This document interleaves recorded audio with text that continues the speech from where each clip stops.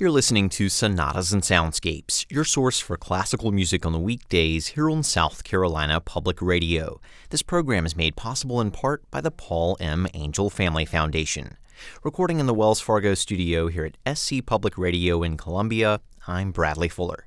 Wonderful to have you along for another special feature on the Color of Music Festival. In store for this episode, excerpts from the festival's 2017 season performance of Samuel Coleridge-Taylor's Hiawatha's Wedding Feast, including the tenor aria, On Away, Awake Beloved, plus a conversation with Coleridge-Taylor biographer Charles Elford, who joined me via a remote interview from the UK to share some fascinating insights about the composer's life and times. First, though, here's Color of Music Festival founder and artistic director Lee Pringle providing some perspective on Coleridge-Taylor's Song of Hiawatha and what the composer's music means to him. This particular composition that is, a remarkable, I guess you can say, setting based on Henry Wadsworth Longfellow's writings. It makes a lot of sense in so many ways, but it's so broad and so huge. You can't do it in one evening. You have to spread out the piece. So I thought the overture would be a great place to start, and that's the Song of Hiawatha's Overture, followed by the Hiawatha's Wedding Feast, which has chorus in addition to a tenor solo. So I had started a spiritual ensemble many years before the festival, and so those singers, along with some other HBCU choruses, joined us on that particular performance, and a chorus from Washington, D.C., called the Heritage Signature Chorale. And we had just a wonderful, wonderful time doing that performance.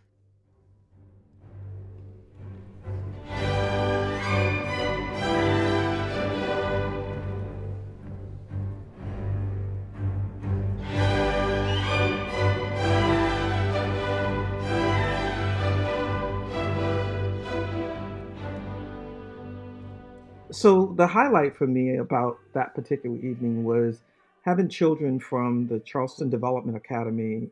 It's a charter school in a low-income area of downtown Charleston, very close to the Citadel Military College campus. And those children were our guests in the audience, and many of them, this was their first time seeing a symphonic work.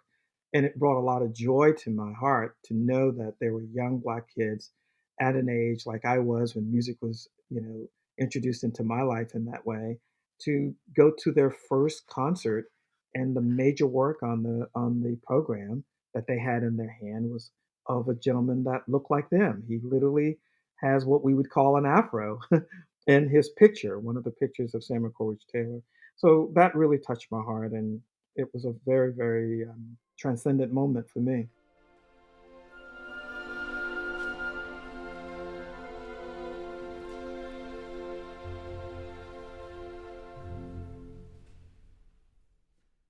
That was Lee Pringle, founder and artistic director of the Color of Music Festival. We'll hear now one of the pieces just mentioned, the Overture to the Song of Hiawatha, that trilogy of cantatas by Samuel Coleridge-Taylor. Kazem Abdullah leads the 2017 Color of Music Festival Orchestra for the performance.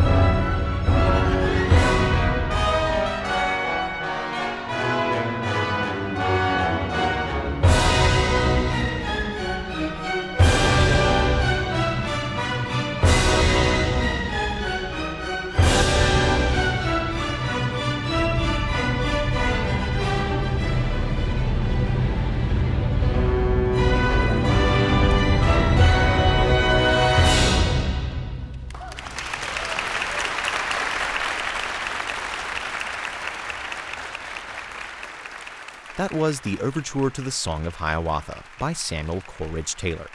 Kazem Abdullah conducted the 2017 Colored Music Festival Orchestra in Charleston's Gaillard Center for that performance. Recently, I also had the chance to speak with Coleridge-Taylor biographer Charles Elford, author of Black Mahler, the Samuel Coleridge-Taylor story. Here's the conversation we had. Charles, thanks so much for joining today. Well, thank you so much for inviting me. It's a great privilege to be here to talk about a hero of mine. Well, speaking of this hero of yours, you've written both a screenplay and a book on him, Samuel Coleridge-Taylor. That book, namely, is Black Mahler, the Samuel Coleridge-Taylor story. Certainly, there's a lot that might be said about this composer. But to get started, could you provide a brief biography, maybe some highlights of his life and a character sketch? Yeah, I mean, it's difficult sort of compressing a 37-year life into a couple of seconds. But I mean, I first heard about him in an article way back in 2004 in the Evening Standard, where they relaunched a recording of his violin concerto. And I just suddenly thought, why have I not heard of this person when I started to hear a little bit about his life? So I started researching it. And the more I uncovered, the more I thought, with my ex-actor hat on, that it would just make the most amazing screenplay. So I wrote a screenplay to start off with and was touting that around. And the thought was that, yes, it is a brilliant story and they thought it was well told, but that he was just too obscure. So it's very sad that a sort of a superstar, a transatlantic superstar of his day, is now all but forgotten and very often confused with the poet Samuel Taylor Coleridge. So in a nutshell, he was born in 1875. His mother was white and English. He was born in Holborn in London. And his father was a black doctor from Sierra Leone called Dr. Daniel Peter Hughes Taylor. But shortly after his birth, Dr. Taylor moved back to Sierra Leone, and Mrs. Evans, his mother, then moved out to Croydon and married there. So that's the basics. I suppose when he was about 8 years old, he gave a violin performance at his local church hall. And that's where he really started to get people's attention, because he was clearly very, very talented. And the fact that he was mixed race in a very, very white Victorian Edwardian England made him a little bit of a curiosity. I don't think he sort of experienced racism because it was just so unusual at the time. But after that, he sort of was championed by a local man called Colonel Herbert Walters, who funded his training at the Royal College of Music, where he started off as a violinist, but very quickly he switched to composition. And just to give you the background of the kind of company he was keeping there, his teachers were people like Sir Frederick Bridge, Hubert Parry, Walter Parrott. I don't know if these names mean anything to you, but in the sort of the English classical musical world at the time and now, they were, very, very big names. His fellow students were people like William Hurlstone, who was a lifelong friend, who also died tragically young. Ralph Vaughan Williams, Gustav von Holst. These were all colleagues of his when he was training. And another one of his classmates at the Royal College of Music would end up being his wife. That's correct. He met her there. They married a few years later on. I mean, in those days, people courted for quite a long time, and I think that was the same with him. He was teaching privately in Croydon when he was a student, and I suppose a key point was in 1896 when an African American poet called Paul Laurence Dunbar was touring the UK, and he met up with Samuel Coleridge-Taylor in London, and they did a recital together in London. And then as a result of that, they collaborated together, and Coleridge-Taylor set some of Dunbar's poems to music. So that was the first sort of bit of composition. I suppose the next big break he had was when Sir Edward Elgar, who was, championing his work, was asked to compose a piece for a very famous music festival at the time. And he had done it a few years in a row and didn't have time that particular year. So he suggested they asked Samuel Coleridge-Taylor to do it. So he wrote his ballad in A minor for that, and it was later performed again at the Crystal Palace in November of that year. And so this was really his career starting to sort of take on a bit of a life of its own. And in his personal life, he was very interested in the written word, and he loved the Longfellow poem Hiawatha, which I know you're interested to hear about. And he wrote a piece, Hiawatha's Wedding Feast. And it's difficult to know why, but he was clearly inspired by the poem. I think it's a very musical poem in its sort of inherent rhythm, and it suited his musical writing style as well. Later on, people very often likened him to his hero. One of the key points of the Hiawatha story is not only his marriage to Minnehaha, her sudden death, and then his departure to the other world, but during his life in this poem, Hiawatha brought together the warring tribes of America at the time. And I think many people saw Coleridge-Taylor as doing a similar thing, but through his music. He united people, different classes, different races, different ages, different genders. Somehow he brought people together, and I think that was his big gift.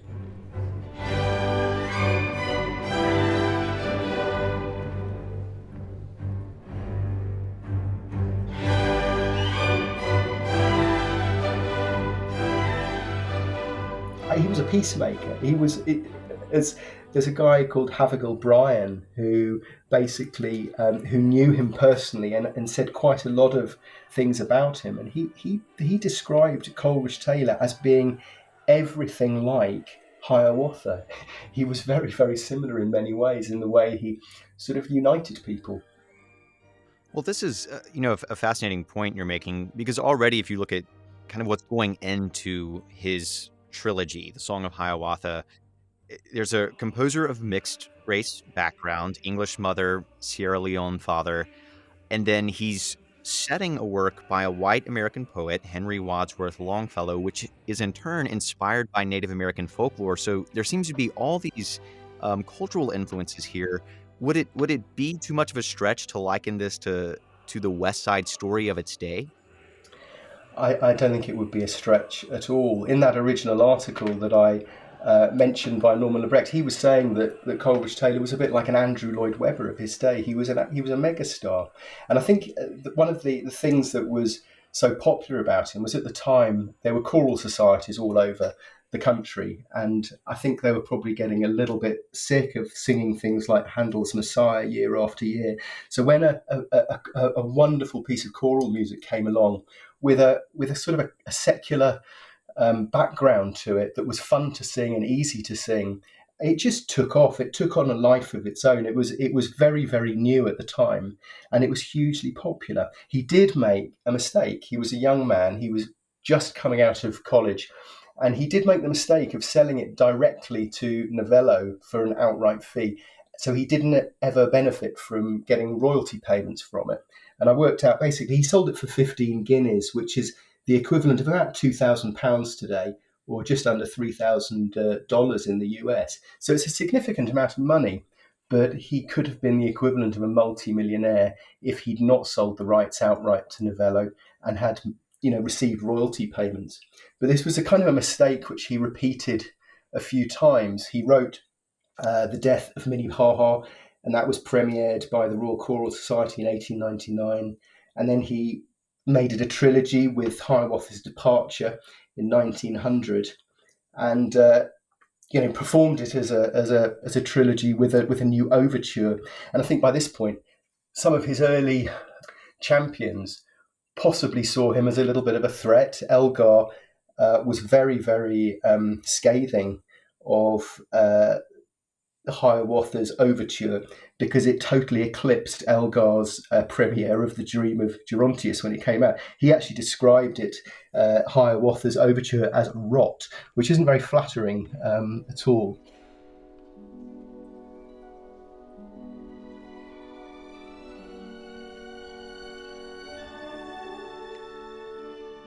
I think he saw Coleridge-Taylor as a popular composer, but possibly because it was modern and he was young, it was unorthodox. There's a famous composer rather, Arthur Sullivan of Gilbert and Sullivan, who wrote sort of popular comic operas at the time, and he got off his sickbed to. He was dying, and he went to the premiere of one of Coleridge-Taylor's pieces and said, in comparison to you, a great composer, I'm just a music maker. So from such again, he was a megastar of the day. For someone like that to be so passionately praising Coleridge-Taylor, it was extraordinary that Elgar should sort of describe the overture to Hiawatha as rot. It clearly isn't. I think he did feel very threatened.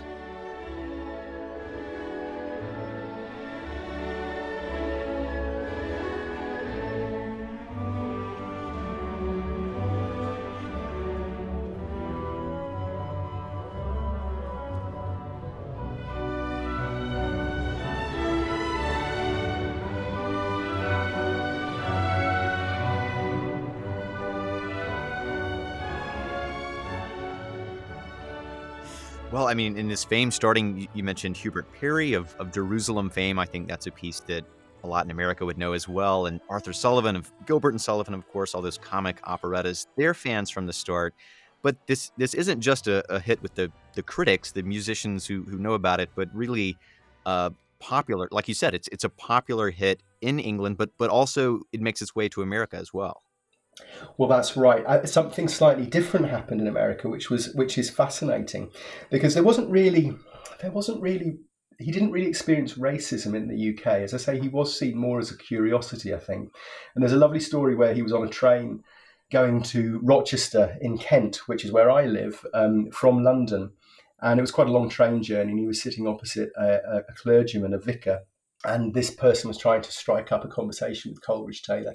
And they were looking out of the window, and they saw these. Kent's famous for its orchards and fruit growing and hops growing, which is obviously used for making beer. And the vicar sort of looked at the hops and said, "Isn't it wonderful? But I probably shouldn't approve." And then he said to Coleridge-Taylor, "And do you grow hops in Japan?" So, I mean, he met this kind of ignorance and I suppose racism with humour and mild irritation occasionally, but it wasn't anything like what he experienced in America. In 1904, he was invited out by the Samuel Coleridge-Taylor Choral Society that was in America at the time, and he met people like Booker T. Washington. And he actually did a preface to a series of pieces of music that Coleridge-Taylor wrote called 24 Negro Melodies. And I'll just read you what Booker T. Washington said. He said, "It is especially gratifying that at this time when interest in the plantation songs seems to be dying out with the generation that gave them birth, the most cultivated musician of his race, a man of the highest aesthetic ideals, should give permanence to the folk songs of his people by giving them a new interpretation and an added dignity."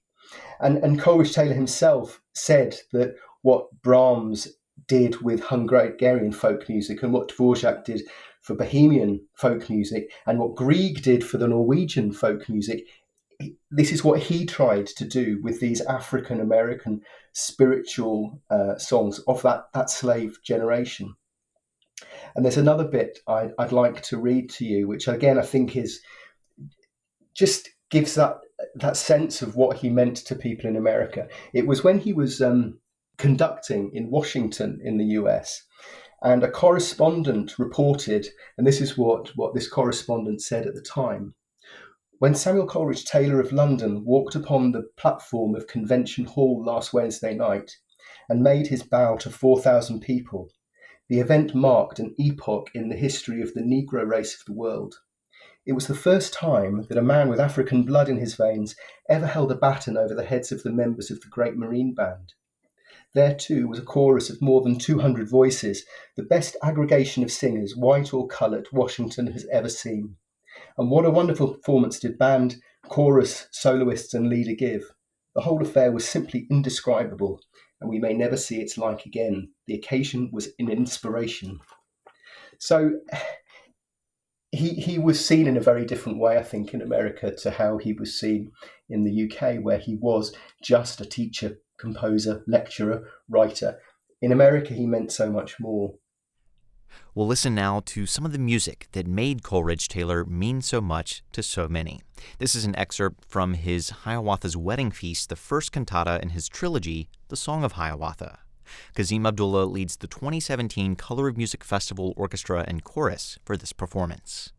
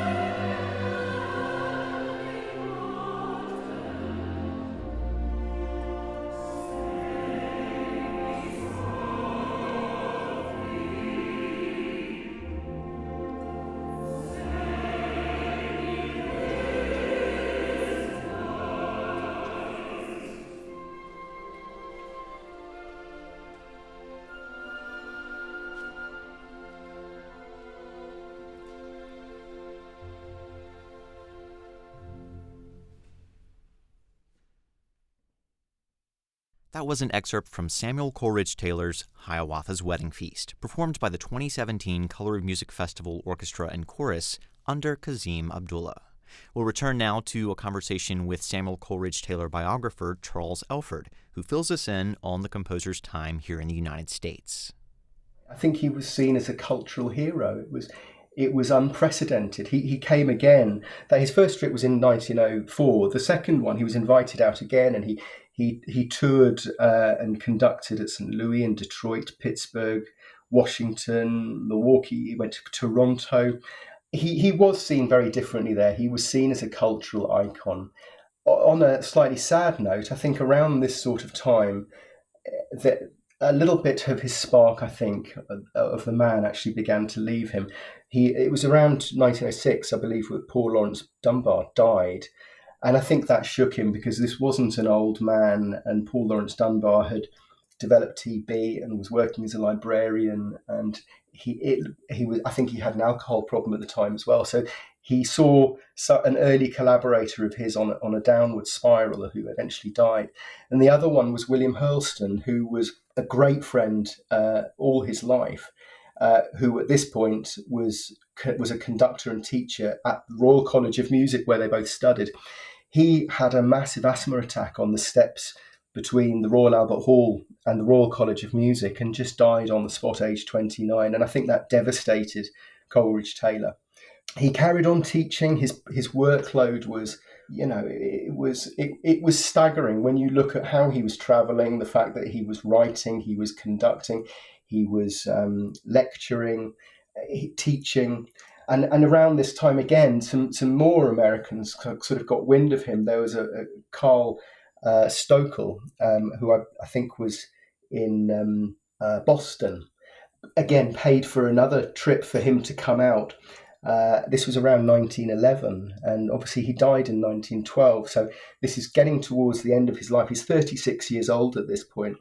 He kept trying to repeat the early success he had with Hiawatha, but the impression is that he was living very hand to mouth, really, and still struggling financially, working non-stop. But he just seemed to be so well liked. Apparently, he really put people at their ease. He had a great sense of humour. He was very funny. He was very, very bright. And when he met people kind of said they ended up talking more about themselves than finding out about him. He was very interested in people. He liked hearing their stories. And he tried to repeat his success with Hiawatha by writing another choral piece called A Tale of Old Japan. Again, it was met very, very favourably. But what the Stokels wanted, and what he wanted to do, was to write a violin concerto. So they commissioned this piece from him in 1911 for the violinist who, again, was a megastar of her day, Maud Powell. And this was going to be premiering in 1912 at the Norfolk Music Festival. So he with this punishing, I can't stress enough how the hours he worked, how hard he worked, and still maintained his good humour. So he wrote this violin concerto with not very much time in which to do it, and sent it off.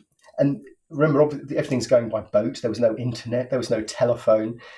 He didn't employ copyists. So every piece of music that the orchestra was playing from, he had written out by hand with pen and ink.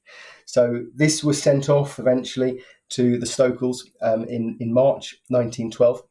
And they wrote back, and they were critical of it. And I think that devastated him. And they said, "Yeah, it's not quite what we had in mind. Can you do it again?" So he said yes, and started to burn the candle at both ends, and wrote this violin concerto a second time. And it left Southampton on the 10th of April 1912 on the Titanic. So obviously never arrived. And he had to write it a third time in order to meet this deadline of the premiere, the public performance of this piece. He sent it off. He managed to do it. It arrived in America. But then in August, by this point, he hadn't known if it had arrived or not, this final version. And he was at West Croydon train station, which is a suburb of London where he lived. And he collapsed on the station platform and managed to struggle home. But got sicker and sicker and sicker. Interestingly, he had a strange dream a few weeks before this happened, where his old school friend, William Hurlston, came to him, and he said to his wife that the fact that in this dream that was so vivid, Hurlston wouldn't shake his hand, somehow meant to him, he was very adamant that meant he was going to die soon. So he was waiting for the Stokels piece of music to come back to London so that it would meet the deadline for its premiere here, not knowing whether it had been received, whether they liked it, whether it had been performed. And eventually it did arrive, but he was on his deathbed by this point, and he and his wife counted out the musical parts to make sure everything was returned safely. And then he slipped into even deeper illness, and 4 days after his original collapse, he was seen conducting an invisible orchestra from his deathbed. His arms were moving slowly in the air above his body, and he just died. 1912, 1st of September, aged 37. And as I say, his death was seen as a huge tragedy, both here and in the US. Of course, Coleridge-Taylor lives on in a sense through his music, a little bit more of which we'll hear now. This is the aria On a Way, Awake Beloved from Hiawatha's Wedding Feast. Tenor Rodrick Dixon is joined by the 2017 Colored Music Festival Orchestra under Kazem Abdullah for this performance.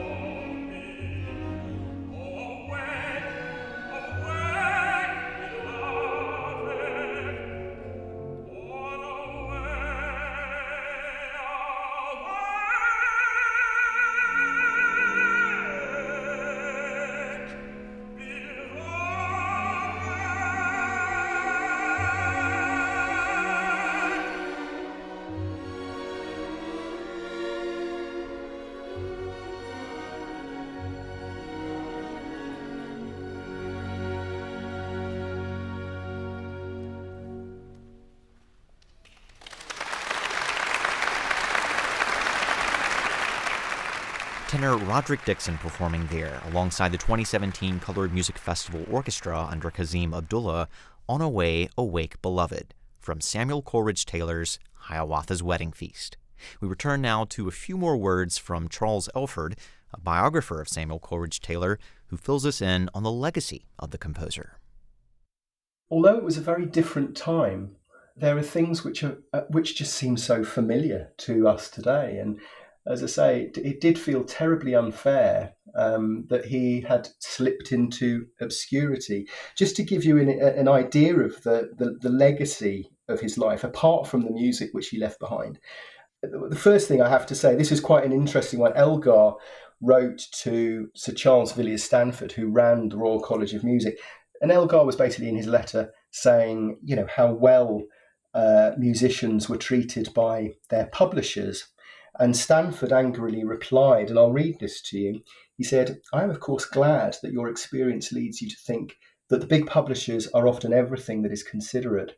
I can tell you many cases where they are not, some horrible cases. If by accident you saw the accounts of Messrs. Novello concerning Hiawatha, it might open your eyes a little as regards the considerate treatment of our composers."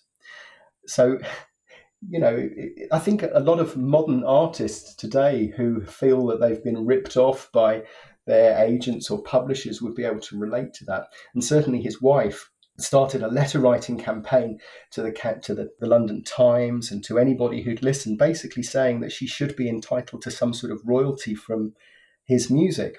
And in 1914, 2 years after his death, the Performing Rights Society was formed in the UK, and the aim of that was to ensure that musicians were paid a fair price for their work. So that is on the back, that massive sort of change was on the back of Coleridge-Taylor's work and his wife's campaigning. And I suppose another part of his legacy was that every year after his death, right up until 1953, I think the last big production of Hiawatha, the trilogy, was in 1953 as part of the coronation celebrations of our current Queen. So really from sort of 1912 right up until then, the centrepiece of the Royal Albert Hall's summer programme was an epic production of Hiawatha, starting off with the Overture, the marriage, the death of Minnehaha, and finally ending up with Hiawatha's departure. And it was again the first time this sort of production had happened. They had waterfalls on stage. They had a cast of hundreds, actors, dancers, massive orchestra. They had this backdrop that was slung from one side of the stage to the other, which sort of depicted an Edwardian dream of an idyllic Native American life with sort of teepees and, as I say, waterfalls. There was a lake. It was just epic. And this ran year after year. But really after sort of the early 1950s, they stopped.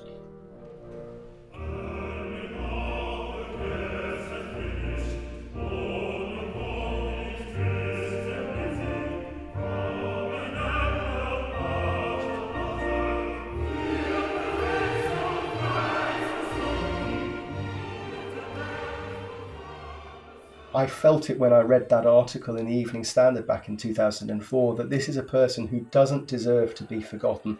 And I had to ask myself, why had he been forgotten? Why do we remember names like Ralph Vaughan Williams, who he was at college with, but who was, not a patch on Coleridge-Taylor at the time? Coleridge-Taylor was seen as the star pupil above people like Holst, who he studied with.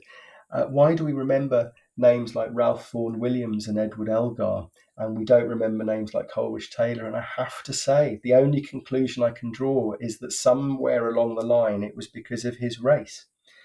I don't know that for a fact. It's always hard to know. Music does go in and out of fashion. He was conscious of that himself.